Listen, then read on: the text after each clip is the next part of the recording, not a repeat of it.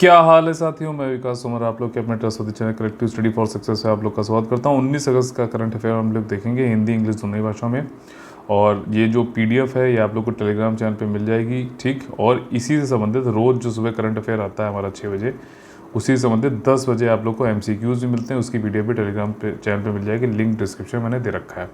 हमारे paid group की जानकारी यहाँ पर एक आई बटन आ रहा होगा, उस पर आप क्लिक करके देख सकते हैं। फिर भी कोई डाउट हो 9650347272 पे आप हमसे बात कर सकते हैं। जो आज के 10 मोस्ट इंपॉर्टेंट टॉपिक्स हैं जो कि प्रीलिम्स और मेंस एग्जामिनेशन में आ सकते हैं, यूपीएससी, यूपीपीएससी, बीपीएससी और अदर स्टेट पीसी एग्जामिनेशन में, वो हैं ये सारे, जिनको अब हम लोग देखेंगे विस्तार से, ठीक। तो देखिए, पहला टॉपिक है हेल्थ इश्यू संबंधित।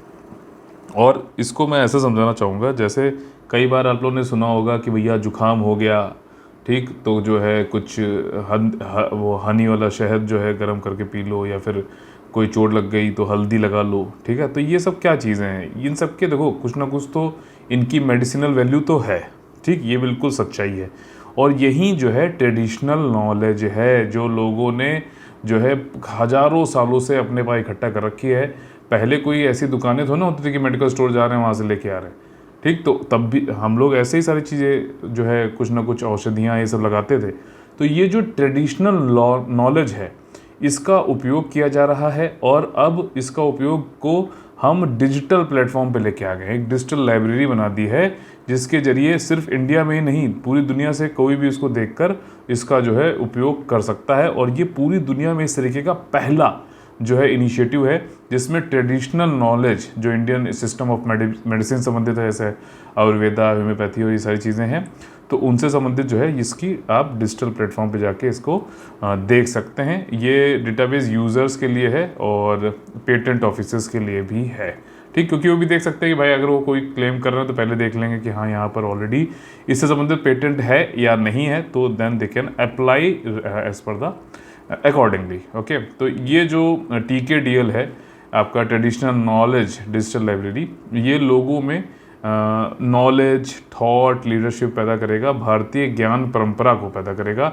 जो कि एक पार्ट है नेशनल न्यू एजुकेशन पॉलिसी या फिर नेशनल एजुकेशन पॉलिसी 2020 का, ठीक। तो ये जो है जानना जरूरी है। और इसको वैसे तो 2001 में चालू किया गया था CSIR और department of Indian system of medicine and homeopathy, जो कि अब आयुष के अंतर्गत ही आता है, ठीक। आयुर्वेदा, यूनानी, सिद्धा, सोवा रिग्पा, योगा, ये सारी चीज़ें आएंगी। और इस डिजिटल लाइब्रेरी में 5 तरीके की लैंग्वेजेस में आप पढ़ सकते हैं, जो कि मैंने बताया कि सिर्फ इंडिया ही नहीं, पूरे दुनिया के लोग इसको देख सकते हैं। इंग्लिश, जर्मनी, फ्रेंच जापानीज़ और स्पेनिश लैंग्वेज में लोग इसको पढ़ पाएंगे।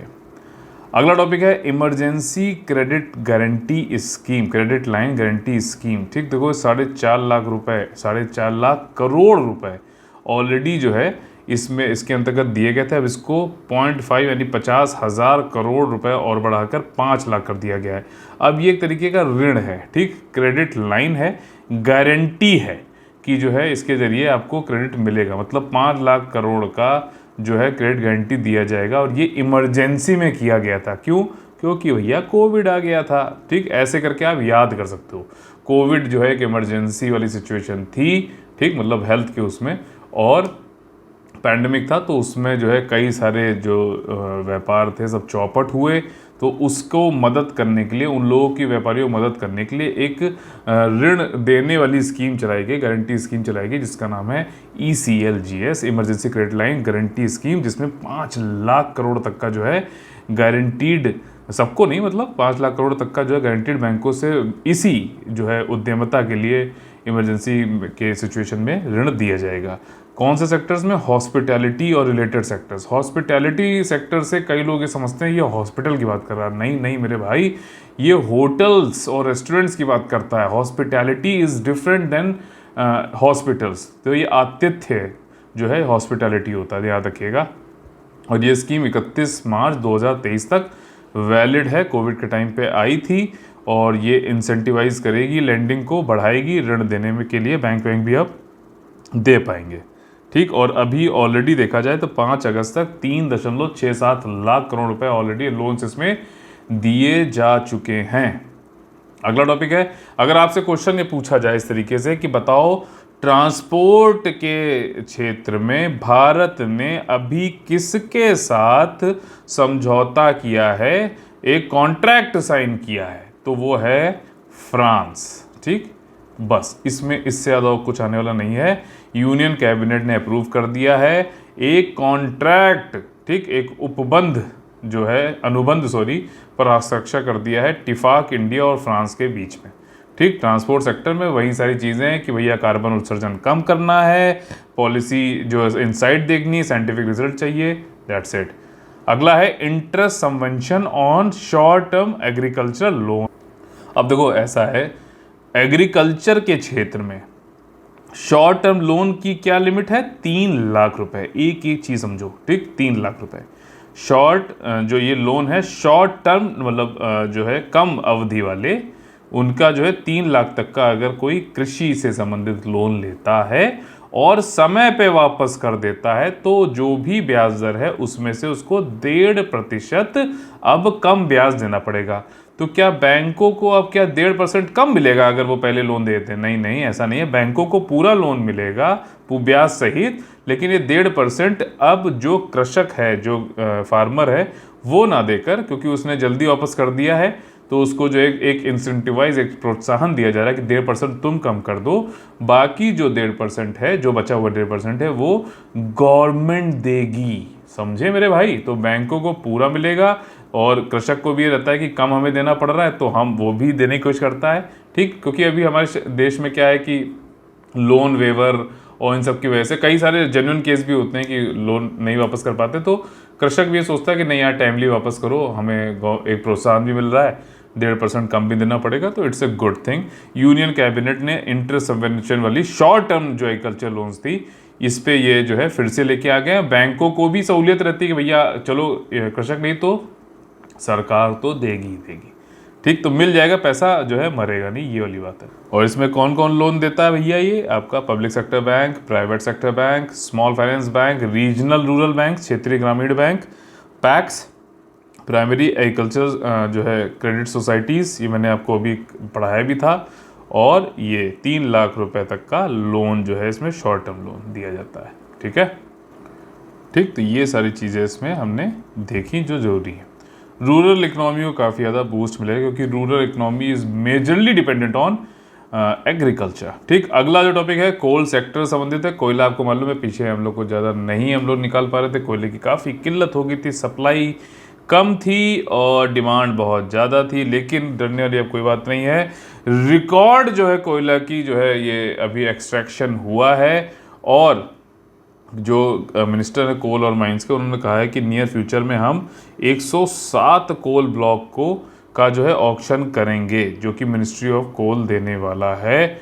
और अभी रिसेंटली भी इन्होंने सक्सेसफुल बिडर्स को 16 कोल माइंस में जो है दे दिया है कि भैया हाँ चलो जाओ कोयला निकालो, मज़े करो, ठीक, कोयला लाओ। अभी जो है रिकॉर्ड 900 मिलियन का जो है प्रोडक्शन इनका टारगेट भी है। ठीक, targeting production of 900 million tonne इस फाइनेंशियल ईयर में, जिसमें से CIL कोल इंडिया लिमिटेड का 700 मिलियन टन का टारगेट है। और 4 महीनों से इन्होंने रिकॉर्ड जो है कोयला जो है निकाला है 207 मिलियन टन कोल। ठीक, पिछले 4 महीने में 207 निकाला, पूरे साल का 900 मिलियन है, ये ध्यान रखना जरूरी भी है यार। देखो चाहे कुछ भी हो जाए, अभी कोयले पे ही हमारी पूरी अर्थव्यवस्था चल रही है ऊर्जा के क्षेत्र में। अगला टॉपिक है नमस्ते। इसको हम लोगों ने पढ़ा था। जो सैनिटेशन वर्कर्स हैं बेचारे, जिनकी ज़िंदगी बहुत ही ख़राब हो रखी है, उनके लिए स्कीम लाई गई है, national action for mechanised sanitation ecosystem. मतलब जो काम मैनुअली किया जाता है, ठीक, सफाई कर्मचारियों के द्वारा, ठीक, वैसे तो लॉ नहीं कहता है, इसको मना करता है, बट ग्राउंड रियलिटी ये है कि अभी भी ये काम हो रहा है। तो एक स्कीम लाई गई है जिसमें सैनिटेशन वर्कर्स से अब ये डायरेक्टली फीकल से नहीं, उनका जो नहीं टच वच होना चाहिए, जो भी चीज़ें हैं उनको जो है लीगली जो भी चीज़ें हैं उसको ग्राउंड में उतारने के लिए स्कीम लाई गई है। मैकेनाइज्ड अब होगी, मशीनों से होगा। ये एक सेंट्रल सेक्टर स्कीम है, यानी कि 100% वित्तीय पोषित है ये केंद्रीय सरकार के द्वारा, और ये जॉइंट इनिशिएटिव है, संयुक्त पहल है आपकी ministry of science, social justice and empowerment, यानी कि आपका जो है सामाजिक न्याय और अधिकारिता मंत्रालय, और महुआ क्या है, ministry of housing and urban affairs. ये दोनों लोग करके कर रहे हैं। इसमें देखिए मैंने पहले भी पढ़ाया था, फिर आज रिवीजन कर लेते हैं इसको। जीरो फर्टिलिटीज, सैनिटेशन वर्क में कई बार जो है सफाई कर्मचारियों की जान चली जाती है, वो नहीं जानी चाहिए। जीरो फर्टिलिटीज हमें करनी है। और सैनिटेशन वर्क जो है स्किल्ड वर्कर के द्वारा ही कराया जाएगा। कोई भी सैनिटेशन वर्कर डायरेक्ट कांटेक्ट में नहीं आएगा, मानव मल के सीधे संपर्क में नहीं आएगा। और जो सैनिटेशन वर्कर्स हैं उनका सेल्फ हेल्प ग्रुप यानी कि स्वयं सहायता समूह बना दिया जाएगा, ठीक है, जो कि एम्पावर्ड करेगा आपका जो सैनिटेशन एंटरप्राइजेज हैं, ठीक। तो मतलब ये है कि कई सारे सैनिटेशन वर्कर्स मिलकर उन्होंने एक स्वयं सहायता समूह बना दिया और उससे जो है मशीनें लगा कर फिर वो वाला काम मशीनों के थ्रू करेंगे। ये अच्छी बात है, ठीक। All sewer and septic tank sanitation workers have access to alternative livelihood, ठीक। तो मतलब कोई ना कोई, जैसे ये काम छूटेगा तो कई बार ऐसा भी होता है कि कई दूसरे के उनको काम ही नहीं मिलता, तो बेचारे मजबूरी में फिर उनको, यही हो रहा है एक्चुअली अभी भी, ठीक। तो उनको लगता है अरे तो ये करते थे, तो ये जो है सोशल स्टिग्मा की वजह से नहीं होता, तो एक उनको वैकल्पिक आजीविका भी दिलाई जाएगी। साथ ही साथ जो सुपरवाइजरी है, ठीक, जो मॉनिटरिंग है सिस्टम का, वो राष्ट्रीय लेवल पे, राज्य लेवल पे और अर्बन लोकल बॉडीज़ लेवल पे कराया जाएगा, ताकि कार्यान्वित हो सके और अनुसरण किया जा सके, मॉनिटरिंग किया जा सके सेफ सैनिटेशन वर्क का। मतलब सैनिटेशन वर्क सफाई कर्मचारियों के द्वारा मैनुअली नहीं कराना है। इसके लिए जो है अलग अलग लेवल पे, राष्ट्रीय लेवल पे, राज्य लेवल पे, अर्बन लोकल बॉडीज़, ठीक, उसे कराया जाएगा, ठीक। अवेयरनेस, जागरूकता बढ़ाई जाएगी सैनिटेशन सर्विस सीकर्स के अंदर भी, जो लोग सैनिटेशन सर्विसेज चाहते हैं और जो सीक करते हैं services from the registered and skilled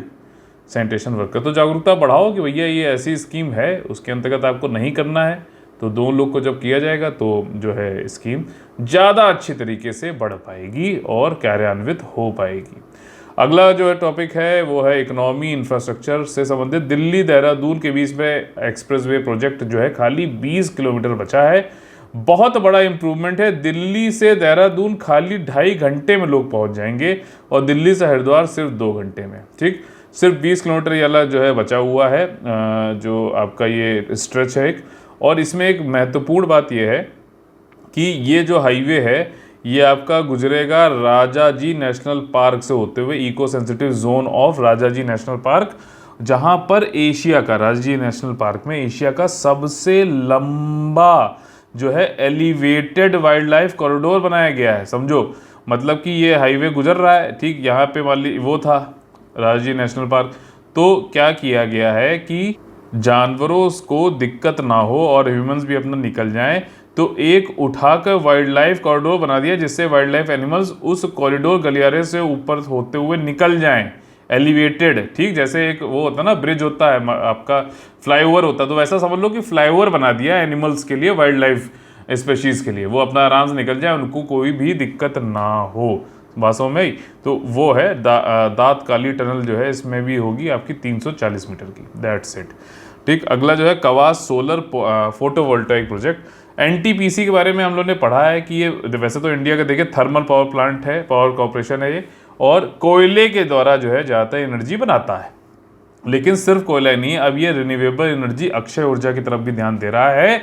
और कई सारी जगह जो इसके प्लांट्स हैं जहाँ पर भी जो है ये बनाता है, जो इसका परिसर है इनके थर्मल पावर प्लांट्स का, तो वहाँ पर ये सोलर पावर प्लांट लगा रहा है, ठीक। इसने देश के सबसे बड़े सोलर पावर प्लांट भी बनाए हैं, अभी बताता हूँ उसके बारे में। तो एनटीपीसी लिमिटेड इंडिया का सबसे बड़ा इंटीग्रेटेड, मतलब जुड़ा हुआ, एकीकृत किया हुआ एनर्जी कंपनी है, जिसने 69,454 मेगावाट जो है बिजली बनाने का जो कैपेसिटी वो इंस्टॉल कर रखी है भारत में, ठीक। और अभी इसने कवास सोलर फोटोवोल्टाइक प्रोजेक्ट जो कि गुजरात में है उसको भी कमीशन कर लिया है, 56 मेगावाट का है, ठीक। कार्बन के फुटप्रिंट को कम करता जा रहा है, ग्रीन हाउस गैसेस को, कार्बन फुटप्रिंट को जो है लोअर करता जा रहा है, ग्रीन हाउस गैसेस को कम करके, और इंस्टॉल करता जा रहा है लगातार अच्छे जो है रिन्यूएबल एनर्जी प्रोजेक्ट्स, ठीक। जिसमें कि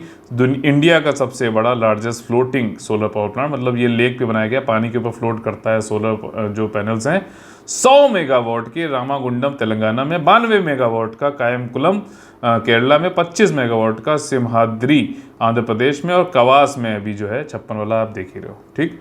तो ये सारी चीज़ें। फोटोवोल्टाइक जो है भारत में नहीं बनते हैं, इंपोर्ट करना पड़ता है। That is a big challenge for us to achieve our target as we have said under Glasgow convention UNFCCC वाला। ठीक, अगला टॉपिक है डेवलप्ड कंट्री। पक्का ये क्वेश्चन आने वाला है, whether in essay, whether in mains examination, how, कोई भी वेदर हो, कोई भी मौसम हो, ये क्वेश्चन आएगा। ठीक, जरूर आने वाला है, क्योंकि मोदी जी, मैंने पढ़ाया भी था, 5 प्रण किए, उसमें से उन्होंने एक पहला प्रण है कि 2047 तक भारत को विकसित बनाना है। तो इस वाले आर्टिकल में हम ये देखने वाले हैं कि भैया विकसित देश की परिभाषा होती क्या है। ठीक, तो देखिए यहाँ पे 5 प्रण में बोला था 100 साल जब हमारे इंडिपेंडेंस के होंगे, then we want our country to be developed. ठीक, अभी क्या है, हम लोग विकासशील देश हैं, विकसित बनना है हमें। तो देखिए कुछ यहाँ पर डेटा है कि डेवलप्ड कंट्री का क्लासिफिकेशन क्या होता है। ठीक, तो पहले समझ लेते हैं। World economic situation and prospect जो है, ये डेवलप्ड कंट्रीज़ को, मतलब कंट्री किस लेवल पे है विकास में, तो वो उसको 3 कैटेगरी में बांटता है। एक है आपका डेवलप्ड इकोनॉमीज, दूसरा है इकोनॉमीज इन ट्रांजिशन, तीसरा सबसे नीचे डेवलपिंग इकोनॉमीज। ठीक, to categorise countries by economic condition. तो वर्ल्ड बैंक भी भैया इसका करता है। वर्ल्ड बैंक का कैटेगराइजेशन क्या है, gross national income per capita. ठीक, तो जितनी भी ग्रॉस नेशनल इनकम बन के आती है, नेशनल यहाँ पे शब्द यूज़ किया रहा है, मतलब कि जो भारत के बाहर भी रह रहे हैं लेकिन भारतीय सिटीजन है, तो वो कुछ पैसा यहाँ पे भेजते हैं, हमारा उत्प्रेषण करते हैं, और जो इंडिया में रह के जो काम कर रहे हैं लेकिन बाहर के हैं, तो इंडिया से पैसा बाहर भेजते हैं, वो दोनों को माइनस करके, निवल करके, नेट करके जो पूरा ग्रॉस नेशनल इनकम बनती है divided by total population of India, तो हमारा GNI पर कैपिटा निकल के आ जाता है। तो उसका उपयोग किए करता है यूनाइटेड नेशन इकोनॉमिक कंडीशन को जो है मेजर करने के लिए, ये कैटेगराइज करने के लिए कि कोई भी कंट्री डेवलप्ड है या किस तरीके से। तो UN का नोमेनक्लेचर क्या है डेवलप्ड का और डेवलपिंग का, ये जो है काफ़ी ज़्यादा जो है विवादों में रहता है। लेकिन चलिए, जो भी अभी सिचुएशन है, जो भी बताया गया है, उसके हिसाब से देख लेते हैं। 31 विकसित देश हैं दुनिया में, ठीक, UN के अनुसार, और चाइना अभी डेवलपिंग कंट्री है। तो लोग कहते हैं कि भैया ये चाइना अभी डेवलपिंग कंट्रीज है, क्या है ये, मतलब सिस्टम चल रहा है, इतना ज़्यादा जो है उसके पास पैसा है दुनिया में, इतना ज़्यादा उसने फॉरेक्स जो है दुनिया का सबसे ज़्यादा किसी कंट्री पास है तो वो चाइना के पास में है। ठीक, all the rest except 17 economies in transition are designated as developing countries. ठीक, सबको छोड़कर 17 कंट्री जो है ट्रांजिशन में है, इकोनॉमीज इन ट्रांजिशन, बाकी सब जो है डेवलपिंग में है। ठीक है, तो 31 + 17, तो ये जो आपका जो है 48 कंट्री जो है या तो विकसित है या फिर इकोनॉमिक ट्रांजिशन हो जाएंगे जल्दी। और चाइना भी डेवलपिंग है, समझ लो। चाइना की पर कैपिटा इनकम जो है वो नॉर्वे के बराबर है। ठीक, is closer to Norway's than Somalia's. ठीक है, तो मतलब चाइना की पर कैपिटा अगर देखी जाए तो सोमालिया के 26 गुना है, 26 टाइम है। ठीक, और नॉर्वे जो है is just about 7 times than China. और अगर नॉर्वे का मैं देख रहा था तो इंडिया का, या फिर ऐसे समझे, नॉर्वे का एक व्यक्ति के पास जो इनकम है वो भारत के 42 व्यक्तियों के बराबर है। ठीक, क्योंकि भारत में क्या है 2100 करीबन है, और नॉर्वे की जो है 84,000 जो है आपकी वो है, समझ रहे हो। देखो यहाँ पर क्या है, ये 84,000 और भारत की देखो 2170। ठीक है, लेटेस्ट है ये 2022-23 का डेटा है। तो 42 लोग इंडियंस के बराबर है नॉर्वे का एक आदमी। ठीक है, तो ऐसे भी आप देख सकते हो। यूक्रेन की पर कैपिटा इनकम जो है वो 4120 है, जो कि चाइना का 1/3 है, फिर भी वो इकोनॉमीज इन ट्रांजिशन में है। तो ये काफ़ी डिस्प्यूटेड है, यानी फिगर देख लेते हैं काफ़ी। देखो यहाँ per capita GNI per capita के अनुसार देखें तो लो इनकम में अगर कोई किसी कंट्री के जो है $1085 से कम है तो वो लो इनकम कैटेगरी में गिना जाता है, जैसे सोमालिया, अफगानिस्तान, जाम्बिया। ठीक, लोअर मिडिल इनकम जिसमें भारत आता है, भारत से कम पाकिस्तान आता है, बांग्लादेश भारत से ज़्यादा है। अपर मिडिल इनकम में साउथ अफ्रीका, ब्राज़ील, चाइना है। ठीक, देख रहे हो। ब्रिक्स में मेरे ख्याल सबसे नीचे इंडिया ही है। हाई इनकम में UK, USA और नॉर्वे में 84,090 जो है आपका डॉलर है प्रति व्यक्ति के पास में, बहुत ज़्यादा है। अगला टॉपिक है हायाबुसा 2 प्रोब। हायाबुसा 2 प्रोब के बारे में पढ़ेंगे यहाँ पर। अब देखिए, हायाबुसा नाम से आप एक चीज़ तो समझ ही रहे होगा कि ये जापान का जो है सैटेलाइट है। ठीक, जो कि क्या करता है कि जाकर एक एस्ट्रॉयड है, ठीक है, ठीक, एक क्षुद्र ग्रह है, उस पे जाकर इसने जो है कुछ चीज़ें उठा के ले आया था ये। ठीक, जैसे क्या लेके आएगा भाई, ठीक है, आईफोन तो लाएगा नहीं। ये लेके आया था 5.4 gram of rocks and dust, ठीक, क्षुद्र ग्रह से लेके आया था रायगू। और इसने फिर ये बताया कि ऐसा है धरती पर जो है ब्लू प्लैनेट ये कैसे बन गया। पहले तो देखा जाए तो मैग्मा पूरा जो है बड़ा ज्वलंतशील बुलबुले मैग्मा के महासागर से ढका हुआ था पूरा जो है हमारा धरती की सतह।